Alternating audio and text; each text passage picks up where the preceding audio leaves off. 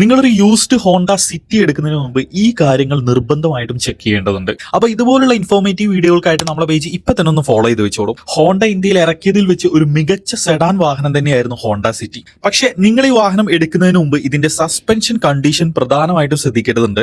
നമ്മൾ ഡ്രൈവ് ചെയ്യുന്ന സമയത്തൊക്കെ സസ്പെൻഷൻ സൈഡ് നോയ്സും കാര്യങ്ങളൊക്കെ ഉണ്ടെങ്കിൽ ഇത് അത്യാവശ്യം കോസ്റ്റ് വരുന്ന ഒരു മെയിൻ്റനൻസ് ആണ്. അതുപോലെ തന്നെ നിങ്ങളൊരു ഹോണ്ട സിറ്റി ഡീസൽ ആണ് എടുക്കുന്നതെങ്കിൽ വളരെ പ്രധാനമായിട്ട് ശ്രദ്ധിക്കേണ്ട കാര്യം എന്ന് പറയുന്നത് ഇതിന്റെ ഓയിൽ ലീക്ക് ആണ്.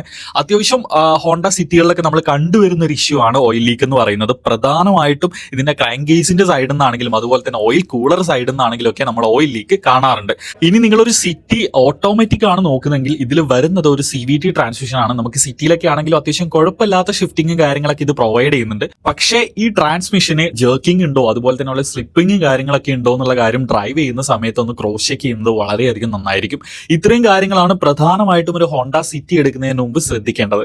ഏത് ജനറേഷൻ ഹോണ്ട സിറ്റിയാണ് നിങ്ങളുടെ ഫേവറേറ്റ് എന്ന് കൂടി ജസ്റ്റ് ഒന്ന് കമന്റ് ചെയ്യൂ.